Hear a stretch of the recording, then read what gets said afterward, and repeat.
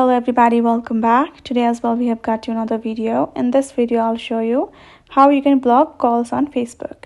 But before that, please do make sure to like our video, subscribe our channel, and yes, without any further delay, let's get into it. So for that, simply go ahead and open up your Facebook app.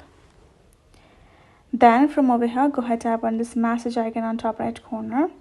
It will open up your messenger directly, and from over here what you're going to do, you're going to go ahead, tap on a person, and if you wanna whom you want to block calls from, and then you're going to tap on this person's account on top, scroll down a bit and simply go ahead, tap on this option of block. Tap on block on Facebook. Someone will unfriend them. The conversation will stay in chats unless you hide it. Tap on block and the person will be blocked from your Facebook. Likewise, you can go back and you can go ahead, tap on any other friend of yours like that as well.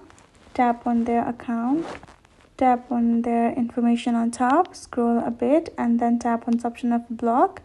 Tap on block on Facebook, tap on block, and the person has been blocked. That is it. That's how you can do it. So hope this video helped you all. Thank you so much for watching. I will see you guys in our next video.